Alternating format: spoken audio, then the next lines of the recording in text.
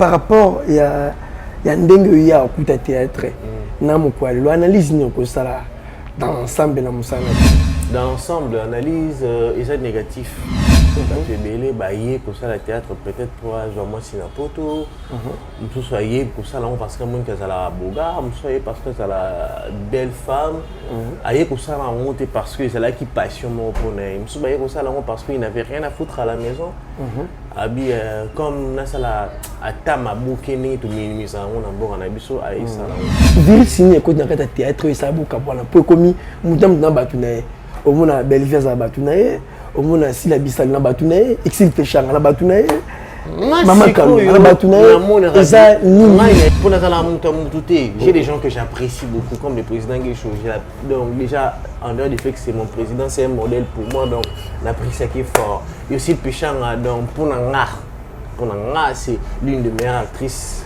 qui chapeaute la RDC. Si la Bissau est là, partout, si la Bissau est bien à 5 heures, non, il aura 6 heures en monde en Andaouinoya.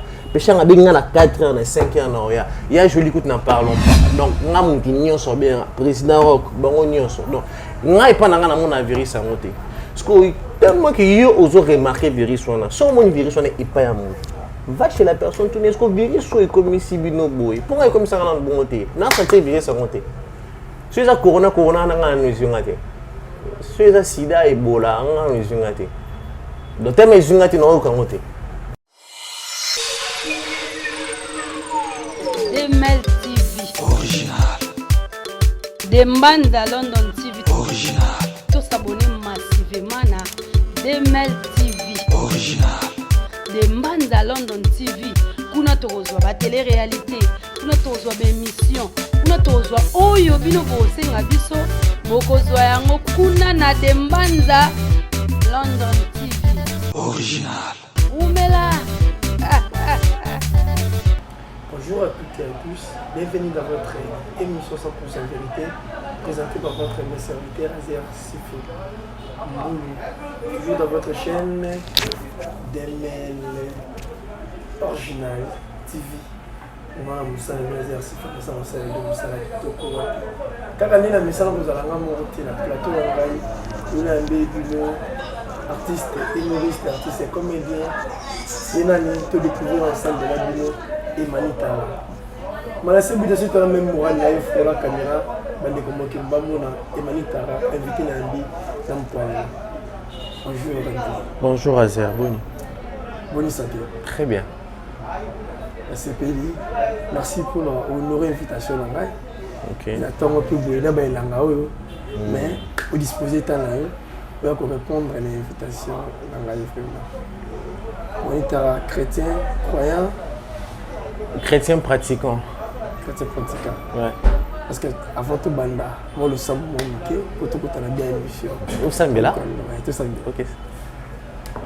Il vient de quoi interview prière. Au changer le système, il y a émission. Il faut ça prier en nous. Tout ça, on a prié. Tout dans la musique. C'est base dans la contre la mission. Éternel Dieu des armées, éternel Dieu de gloire, nous te disons merci. Nous remettons cet instant de conversation entre ta sainte main, soit l'alpha et l'oméga, au nom de Jésus-Christ. Amen. Amen. Merci beaucoup. J'espère que Balanzan Bamoni puis Manitara, Aïbmo le Sam en colo, Aza vraiment moi dans l'Anzambi. Un chrétien. Ouais, merci. Nous sommes moi Anzambi, nous sommes chrétiens, mais nous sommes chrétiens. Voilà. Boni Moussala, Moussala Kendeni. Oui, Kende bien, petit à petit, par la grâce de Dieu, ça va. Toujours comme Pandi à président Guécho. Oui, jusqu'à présent. Ok. Mais va filmer, bagage peut toujours retrouver timidement la bagage. Pourquoi? Timidement, il y a bagage, il y a Nine par exemple. Bagage, presque tout le monde dans la chaîne YouTube et tout. Comme on est l'illuminayo, ils sont vraiment rares. Mais ici, quand on va bien, la place va bien être dans le été. C'est clair. C'est la rappel, va bien. Ouais. Mais ce que tu as vu à Bengio, c'est que à sentir que dans ma campagne, la présence plus importante. Ce que Bengio est bien, c'est pas un problème. Parce que par rapport, il y a un dingue, il y a un coup de théâtre. L'analyse dans l'ensemble de la dans l'ensemble, l'analyse est négatif. Et ça vraiment négatif. Tout ça, les forts raisons positifs, mais c'est négatif. Okay. Négatif parce que, excusez-moi les termes, il y a beaucoup de parvenus. Tu es belé, pour ça, le théâtre, peut-être pour moi, c'est un poteau. Tout ça, pour ça, parce que moi, c'est la boga, parce que c'est la belle femme. Pour ça, parce que c'est là qui passionne mon poney. Pour ça, parce qu'il n'avait rien à foutre à la maison. Comme ça, à Tama, Boukene, tout minimiser, on a besoin de ça. Tant et après, il y a beaucoup de retombées trop négatives par leur façon de faire. Donc c'est ça. Et maintenant, le mal, c'est que nous sommes commis pour moi. Ceux qui comédiens, ils m'ont ramené dans les bino comédiens. Tu vois. Mais comment on est loco et Sarabino, moi on a bien un salaire. Il fallait s'adresser à l'un de vous. Mais à Sangi Sibina, englobé bien sur la carte. Alors, ceux qui n'ont pas intervention dans le bino, mais vous avez mouqué au beauté, mais l'arbre fléau, on a ma baie, si vous avez n'importe quoi. Il posait global clairement. Oui, non, ok. Il était n'importe quoi, la richesse à hauteur, le barisama, par rapport à n'importe quoi. Ils avaient n'importe quoi. Ok. Et disons, et les agis battu belé. Battu belé, va n'importe quoi. Ok. Ouais. Ou la richesse à hauteur le barisama un artiste bazokufa moko to misa tunane suite impudicité fani na kati ya musala ya ngozo kuze ba mort na bino bon nini okolo ba par rapport ya ou la richesse à le bac, est-ce que c'est vrai? J'ai rien à dire, c'est son avis. Est-ce que Constant on a eu pour ça là? J'ai rien à dire, c'est son avis. Non, on a tenu à dire Constant on a eu pour ça là. Moi personnellement, j'ai fait un effort de ne pas faire des constats amers dans Marambo, tout ça là. Si on se comporter ma vie, moi personnellement, ceux qui n'ont pas sur la bien, je vais aller vers la personne. La richesse, c'est un grand. La richesse fait partie des artistes, comédiens, à sélectionner pour mes c'était Zénith, tout Olympe, quelque chose comme ça. Donc, ce qui veut dire que la richesse c'est un grand. Ce qui a joué Idéona à la TV, ça n'engage que lui. Ce sont ses propos. Ce sont ses propos, constant à Sali, comme il a préféré les dire à la télé. Il faut lui demander pourquoi il a fait. Moi, déjà, premièrement, la telle émission, on a été, pas et puis, si quelqu'un dit quelque chose, c'est qu'il a ses raisons. Comme on dit en français, qui connaît l'affaire, qui se sent mort de ses mouches. Je ne me suis pas mouché, je ne me suis pas piqué parce que dans Maramalobi, je ne me sens pas dedans. Je ne me sens pas dedans, ni d'Adam, ni d'Ève. Donc, la nuance sur le lobby pour Emmanuel Tara, à se sentir dedans, et ça, n'a pas principalement. Ça va pas se prendre. Est-ce que Kokozala n'a pas de décollé Bozali un jour un décommand nous théâtre ils allons anda pour Nabino et ça nous ça Nabino mais ceux qui moko Nabino azo bafou ba valeur Nabino azo ba maramon oyo d'abord ndé ça la théâtre boy pas battu monsieur mon ami batama boké batabo na monde mon boy à part mais tant entre Bino Nabino ba makamo ezo bimandeti et baby c'est soutenir sur ça Nabino. Est-ce que par rapport à cela, je suis en train de dire que Moutousso qui a joué force, il y a la TV à l'Obama Cambona, c'est qu'il a ses raisons. La richesse d'un oiseau qui est dans l'Obama, c'est qu'il a ses raisons. Il a ses raisons. Alors, ce qui Moutouaro Kelo Kouana et BBC, il n'y a pas de raison, il y a le qui est BBC. Ce qui Moutouaro Kelo Kouana est bon ici, il n'y a pas de raison, il y a le bon ici. Mais moi, je dis seulement quelque chose. Si je remarque que Azer de Konanga a Mamabi, Azer na lokolo ya Mabi, je vais aller vers Azer. Nosolana Azer. Tu vois, Nosolana Azer, Azer boy. Peut-être qu'il y a mon avis que c'en est des trop, à celui-là, Bazo Kate, il y a moi le na TV. Peut-être que peut battre Bassala en reçu mon moni à le TV. Et qu'on pousse mon peut-être que aux dans le monde oui bi. Pour au moins pas musicien, musicien baza. Na Congo na biso ya musicien bazaka clair sans moi les maman habiter koto massa na habiter mais vous les artistes et comédiens vous avez la difficulté à la vérité il y a expliquer bateau batala rabino. Toi tu veux quelle vérité? Quelle vérité? Bon là tout le nabi d'après yo mam la déchet à le baki alors bien ou le mabi nous on répond au comprendre mais déjà premièrement on a telle émission on a été je te le répète mais non mais émission mamba na yebisi na prendre nabi la déchet à le baki artiste et comédien chaque année ba ko mo ko to mi balé surtout impudicité fani na kata musala na répondre yo kisko eza analyse na ye sur la tout nabi est-ce que dépôt bana musala yo peut de ça la constant wana il y a recours les artistes non il y a impudicité fani na kati ya musala c'est quoi les problèmes c'est que il y a constant est-ce que c'est difficile ça la pour na est-ce que tout n'aura pas une rose à la montée on a ceux qui n'ont tournage je m'occupe de moi mes affaires tant ainsi on a vu bisayo ka cité oh Seigneur on a vu bisayo et des bateaux bazo tala yo ba bi ke manana lo ba bien c'est ça bango et des bango on a ceux qui n'ont tournage ceux qui n'ont ici tournage je rentre chez moi à la maison. Tout ce qui se passe après, ça ne me concerne pas. Ce qui me concerne, c'est le travail. Voilà ce que Bande Konom après Koyo Kango, il y avait quelques-uns, Silikaki, Selon, émission, répondre à la richesse et tout et tout. Et puis, normalement, on va guerre et continuer par rapport à cela. Est-ce que, pour après, la richesse à Sengue, pardon, Yoko Bani, Balimbi Saye. Par rapport à Nengue, Silikaki. Ouais. Mais je pense qu'il y a certains, Balimbi Saki. Il y a certains, Balimbi Saki. Est-ce que vous avez mon quoi Bande qu'on a l'équipe de la TV à cette émission pour nous remarquer dans une pardon la duchesse bon, si la duchesse a saigné pardon, c'est que peut-être il a senti que pour nous, nous avons faillite. Nous avons faillite, il a senti peut-être que Naba propos où il y avait certains propos qui ont lésé les gens. Tu sais, la vérité, des fois, elle est crue et ça blesse. Tu vois, comme on dit en français, toute vérité n'est pas bonne à dire. Et la vérité, tellement que tu as été direct au blessé. Peut-être qu'on l'aura bien, mais au blessé. Peut-être que la duchesse venait demander pardon, peut-être parce qu'elle sentir qu'il a lésé certaines personnes. Par rapport à la vérité, le bail était direct. Oui, peut-être qu'il a été direct. Mais je ne pense pas qu'il y ait un pardon pour retirer Mahama Lobaki. Donc, une personne responsable, ce qu'a l'oublié, il est responsable de ce qu'il a dit. Donc, à Sengue qui pardon pour les personnes qu'il a lésées, mais il n'a pas retiré ce qu'il a dit. Les personnes qu'il a lésées, tant on dit qu'on a vu Sengue no pardon, on les canalités, on les canalités, on s'en a monté mal.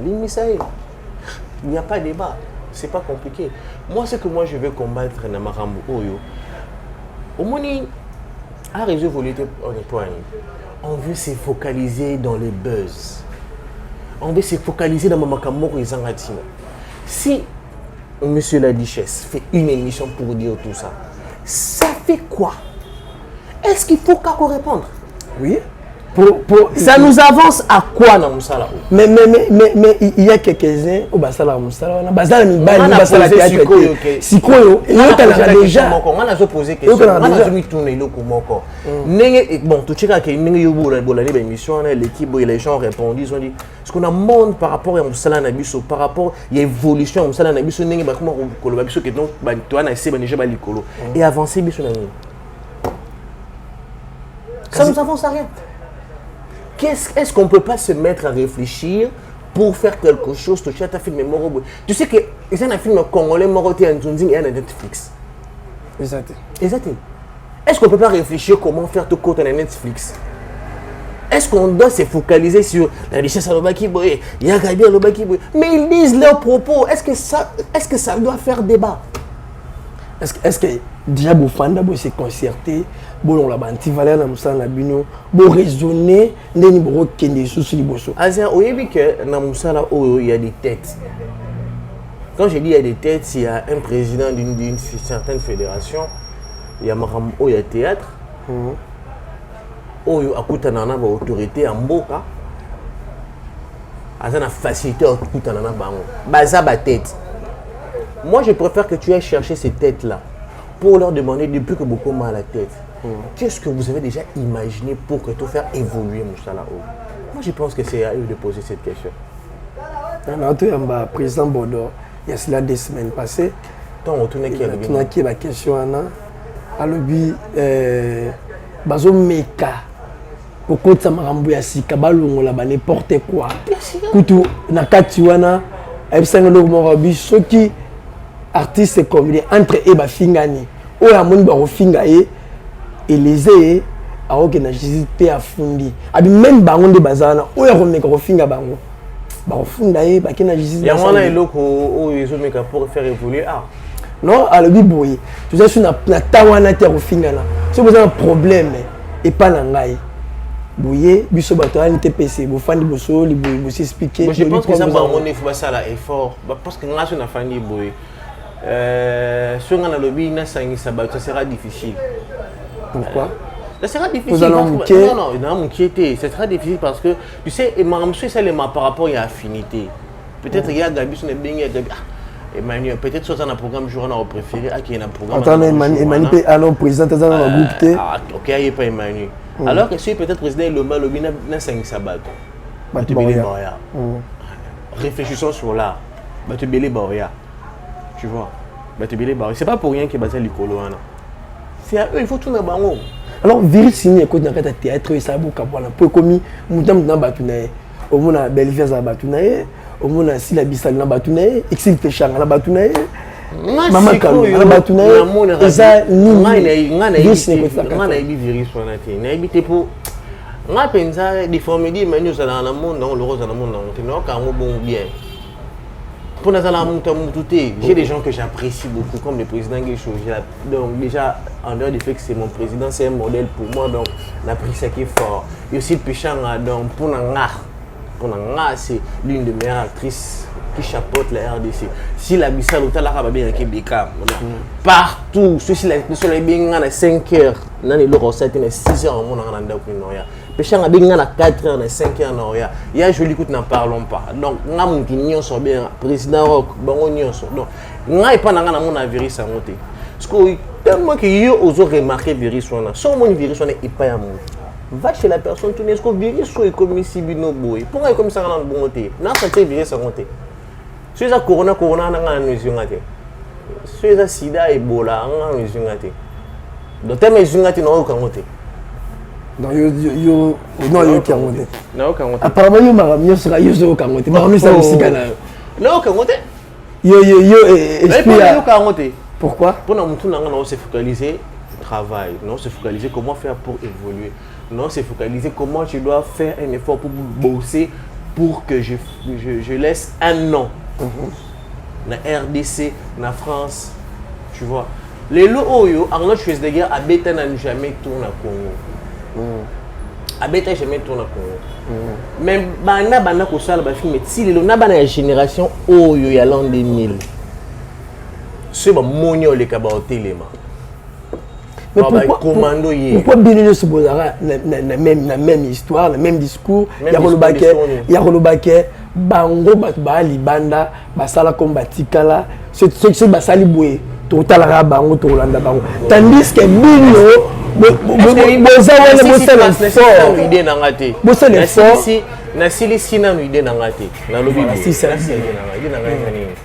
Lelo Arnold Schwarzenegger, Commando, ceux qui sont na Congo, on est à la génération téléma. Je dis ça pourquoi? Par rapport à Yanga, ça veut dire que nous avons fait un effort. Au lieu que nous avons combo dans la RDC, nous avons fait effort dans le calcul, dans la réflexion, nous avons poussé Arnanga, même aux États-Unis, même en France, même en Irlande, qu'on parle des Manu Tara. C'est ça ma vision. Donc c'est difficile que nous sentir Babilo Koana. C'est pourquoi je dis, il faut qu'on arrête de se focaliser sur les buzz, papa. Qu'on arrête de se focaliser sur les buzz. Ça nous pousse à quoi? Ça nous mène à quoi? Ça nous mène à rien. Il faut qu'on pousse les Congolais à Banakoli, mais Babilo qu'on a mis sur. Tu t'imagines que tu as combien de millions d'habitants à Kinshasa à Pamba? Je pense que tu as 6 millions à Kinshasa à Pamba. Tout ce qu'à Kinshasa, tu as 6 millions d'habitants à Kinshasa. Combien de personnes vont faire le téléphone Android? Sur 6 millions, et cause à 2 millions. Mais au moins, star le coup là sur Péchang, le roi ici la Bissau, le coup le met la chaîne YouTube né, a même pas na 1 million d'abonnés. Pourquoi? On est de se focaliser sur le buzz. Mais il faut pousser nos fanatiques. Bah ça bon na ma chaîne la Bissau. Les fanatiques vont plus en musique par rapport à la guerre. Mais c'est pourquoi je suis en train de te dire, au lieu que tout la guerre on est à buzz tout le cas. On est tous se focaliser dans la besoin. Au Nigeria, star nigérien attend mon côté à Zawana sauf une écoute nationale. C'est référé là-bas. Tu toujours se référer là-bas. Exactement, c'est référé là-bas. On appelle ça exemple là-bas. Ça veut dire que c'est le comme toi, c'est le quoi bien. Faut pas ça exemple là. Et quand on se réfère là-bas, les Nigériens commencent après nous. Yo yibite que moi je vais bien à maman passe wana idée wana zo ngi pa la dame oyo ya passa na groupe Salomon. Azala mtema mabe. Maman nani maman bomé aussi chez mes trompe. Voilà maman bomé. Voilà. Est-ce que votre baby bien? Est-ce que votre baby qui idée à ma famille ou na théâtre de chez nous? OK. Est-ce que votre baby bien? Ma famille nous t'a produisé en bana théâtre de chez nous. Ce qui n'a constitué na profondeur. Est-ce que votre baby bien? Tant que nous on va se focaliser sur les bases. Non. Tous exemples là-bas. On regarde comment ils font pour devenir comme ça. Nous sommes fait un effort pour trouver tous les cabans. Comment on va y aller l'équipe. Voilà. Les Burkinabés, ils sont venus après nous, l'équipe Bisso. Les Ivoiriens, ils sont venus après nous, des pâtes. Les Nigériens même n'en parlons pas. Nigérien dans le monde, comme je suis 4e, je suis 5e. Bisso, vous avez habité, c'est voilà. Emmanuel Tara, est-ce que Poto, ils allaient des comptes finaux artistes et comédiens? Des comptes finaux artistes, non. Non, on appelle par exemple le président Rock Bordeaux. Il fait partie des artistes comédiens qui sont dans la Prazouni. Parce que moi je connais des artistes comédiens. Pour que tu connaisses des artistes comédiens, je vais te dire le nom d'une fille, Christiana Tabaro. Tu la connais pas? Non, elle est Magdi Sanka. Dans minute c'est compliqué, c'est Belgique. C'est un spectacle, il y a théâtre, il y a un libosoté. Il y a un spectacle, il y a un théâtre, Magdi Sanka. C'est un metteur en scène. C'est un artiste comédien. Ok. Parce qu'il y a une salle qui a joué après Zone. On a la visibilité, c'est quelque chose de bien. Il faut tout bon ça faut tout bon ça pour que puisse avoir crédibilité dans l'ambassade. Tu vois. C'est pourquoi je dis il faut que micro qui est dans le ministère de la Culture que artiste ambassadeur yamboka.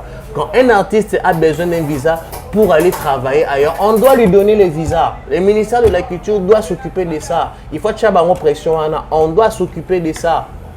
Parce que Emmanuel Tara, pour jouer bien, Emmanuel Tara peut faire ça moi non. Presque artiste et comédien belé. Moi ce que faisait na est-ce que on a bané pour jouer nazala na moi sinapoto? Je sais pas tant commandé dans ma Kambunde après Bolingo. Il faut voir une chose. Moi je connais un grand frère Asala théâtre té Asala iloko moroté mais la minute au ana poto. Ana poto pourquoi? Asala qui a on a Kinshasa a une copine sur internet. Et puis balingani. Et puis, je connais 4-5 personnes comme ça. Ce qui veut dire que Bolingo est calculé à la distance, au cause de la moitié de poto, comme Rose a appelé la moitié de qui. Et comme le roi coutume, ils font la moitié de poto. Non. Ça, c'est avec tout ce qu'il fait là, à la moitié de poto. Là, on a évité. C'est normal, mais c'est un homme marié. On a évité. Oh, mais c'est un homme marié. Oui, il y a un marié, moi, c'est un qui mais avant qu'on m'a marié. Est-ce que vous avez dit que c'est ça moi mon poto bodo pas ça na makamwana est-ce que oui bi que ça moi mon batine le kimbo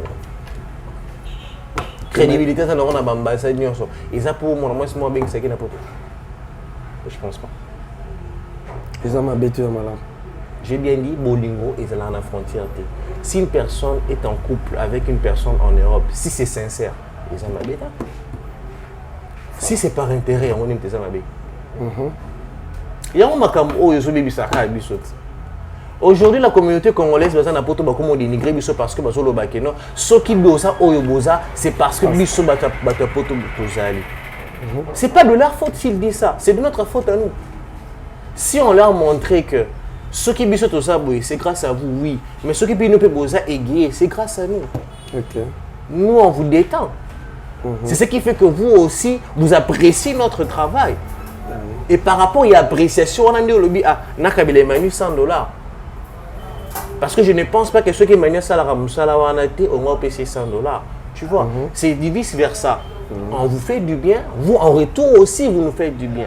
Mais tellement que le comédien congolais, Aligné Kola, qui s'est pas sinaillé partout, que moi je souffre, je dois escroquer une fille, Lélo. Si tu as 100 comédiens, dans 80 comédiens, c'est une mabé, 20 fois on a occupé parce que la majorité, c'est une BBC. Voilà. Puis il dérangeant à Bino, je m'en relation pour être souhaité. Les camarades nous coûtent mon ça dérange. Ça dérange. Oh, sur la bien même bien, tu es très intelligent, mais ah, Bino n'est pas comme. Ça dérange. On vous met dans un même sac alors que vous avez bâtiment roté. Alors par rapport à il y a spectacle au Corbett Banda et tout, est-ce que nous sommes il y a un ma président qui est tout non, on est dans moi j'ai fait le festival tout c'est quand c'est ma président qui est chuté. Tant par rapport au festival tout c'est quand on a Kenya Brazza ni président qui est chuté dans un groupe mais je suis en train de voyager dans un groupe. On a Kenya Cameroun dans un mois dans un groupe. On a Kenya Guinée dans 2 semaines dans un groupe. On a Kenya Brazza dans 2 semaines dans un groupe. On a autre qui est Goma Bukavu dans 2 semaines et demie dans un groupe. Si tout va bien, on est sous Goma, mais dans ça, on a un groupe. Ils ont un contrat, ils ont personnel. En dehors, il n'y a pas comme les autres. Parce qu'il crée un problème, ça ne peut pas créer. L'artiste, c'est un homme libre. L'art, c'est un métier libéral. Acteur à Moutazala, il y a un groupe, il y a Moutazala. Il y a un groupe, il y a Moutazala, papa. Acteur à groupe à Moutazala. Pourquoi président Baté, mais la Baté, on a bon dit maté. Il faut tout n'avoir ça là. Moi, je sais que l'art, c'est un métier libéral. Il m'a amené tout n'abango. Mais quand si mon nom Moutazala n'est pas là, Maramnate. Oh, il y a Moutazala, Moussa, il travaille dans un groupe, au coup qui est place, me sauter. Moi, on a évité de prendre le banc, on a été les mélanges. Je ne suis pas du même avis que lui. Il faut lui demander pourquoi il le fait. Ok. On a travaillé dans un groupe. On a un groupe. Et en plus, président Guécho, groupe à président Guécho, c'est les donc troisième groupe na banda, n'a pas président Guécho depuis 2013. Troisième groupe banda depuis banda théâtre. Depuis 2013, n'a pas président Guécho. Toi 2021. Ça fait combien d'années? Après pas président Guécho, oui, tu as un groupe. Avant on a eu na et pas tout Mao. Le commandant Guy. Avant on a été tour dans le groupe Simba. Le groupe Simba na omela tenate. Avant on a été na Miska. Combien de mois? Na Miska na ça. Dans le groupe Simba, combien de mois? Le groupe Simba, je pense que j'ai fait 4 mois. Qui m'a point? Qui m'a été le mois qui parce que dans un tournée film Nzonzing alors le groupe Simba au côté Sika au côté Nzonzing nan été. Comme les Sinabanek moi na kate ça été, je continue et ça perturbé et puis na longa. Mais je suis en bon terme avec tout le monde. Na prison l'homme très bon terme. Ah bien mon fils. Après groupe Simba. Après groupe Simba, né dans avec na Tumao, né avec na Kenya Brazza na groupe Tumao puis ils vraiment groupe ils allaient à Bakop Banzonzing. To Kenya Brazza donc tu na deux tout à ça tous ces cas et na côté na tous ces cas après président Guécho. Mais tous ces cas ils allaient artistico et ça explique. Dans le bi après que tu na groupe Brazza na yé na tu pas président Guécho. On n'a pas président Guécho, on a sali tous ces cas-là, pas président Guécho. Donc depuis 2013, je suis avec le président Guécho. Tel que tu me vois là. Mais par rapport à la style, donc je vois théâtre classique, ils ont un succès vraiment. Succès. Kenya. Mais oui, on a le but. Avantage de Banjonji, tout ça, on a la visibilité. Est-ce que c'est un classique, vous avez la Banjonji? Le théâtre. Ouais, théâtre populaire. Il n'a pas mal. Tu vois, quand il n'a pas mal émission, comme on a su qu'il tu peux ça comme on l'a eu pas mal. Nyonso, tout ça là, mon tout ça là, on a Nzonzi. Il y a cinéma, il y a théâtre. Donc tout ça là, le spectacle, théâtre, c'est là où on suit. Pour tout ça là, ah oui, il y a cinéma. Il n'y a pas de cinéma, il y a un seul cinéma. Et ça là où il y a Nzonzi, et ça là où tout ça là, on connaît qu'il y a un festival. Nyonso, on est dans cinéma. Pour nous, ça là, le spectacle théâtre, il y a un spectacle théâtre. On peut avoir mon dire, parce qu'il y a un spectacle théâtre. Ils ont fait un spectacle théâtre. Donc, on n'a pas de. C'est quoi le succès de la pour le travail. T'as qu'au bosser, c'est tout. Ouais. Bon, bah 500 qui se basent dans mais là, je pense pas. Parce que dans le salon, qui c'est ça, pour nous taper les fois, il y a certaines personnes qui ont bon. On a une dimension dans le monde, on a ça là. Ok. Bon, merci Kas. Un grand merci Nabino Batutu au Borola Tretien qui toko na saine Manitara. Et Manitara yo mpandi nanga. Manitara ba fan Nabino, il y avait quelques gens qui les par rapport à Mambo Tsukoleka, ba misusu ba baïna ba babi total insubioti biso beleki. Nous ko yebisa ba. Bon, il faut comprendre que dans la vie, tout le monde est faillible. Tout le monde est faillible. Mon sur une erreur. Mon sur rien faillite. Donc, moi, je vais vous demander, ceux qui vous allez qui les peut-être à propos, moi, et les cas qui, en fonction de l'artiste et c'est mieux de leur pardonner. C'est mieux de leur pardonner parce que nous, nous sommes consommateurs, on a biso. Vous êtes nos consommateurs. Si vous consommez biso, vous êtes consommateurs. Donc, vous et vous continuez à soutenir Bisso, ça va vraiment nous aider. Et je salue comme ça Diane Kodia, je te salue. Néhémie Enquête, et je te salue. Bientôt à Kinshasa, bon séjour. Je salue Carmen à Kinshasa, bon séjour. Je salue Grâce Ngoko, mon manager personnel et privé. Grâce Ngoko, je te salue. Je salue toutes les personnes qui m'aiment beaucoup. Jonathan Gana, les champions de tous les champions, je te salue. Claude Kossama, Roger Kossama, Patricia Baramoto, Maman Clémentine, toutes les personnes qui aiment Emmanuel Tara, Bouza tellement ébélé. Glody Makambo. Voilà. Mot de la fin, non? Merci Azar de m'avoir reçu sur ton plateau. Ce serait un plaisir de se revoir. Nzamba Pambo la chaîne, Nzamba Pambo l'art congolais. Voilà, merci beaucoup. Un grand merci na Bino Batutu Bolinga Azar Sifo. Azar Sifo. Ah mais ça toujours que c'est bien Moussala Kitoko. Là je vois mes deux petits Israël Mamba aussi et Lazar Mamba, Sandra Kitoko et pourquoi pas à Belle Ngalula, ya Bibita Ngalula et Batutu Bolinga Azar Sifo, Jenny Ishaka, Laurette Kazaï, Balamokio Mbobolinga Azar Sifo, Nicolas Timbulu Fondation FNM et Batutu oyo kosutena ngai Azar Sifo la binozawa na komina suka na sisia disons na suka tokutana à la prochaine. Merci.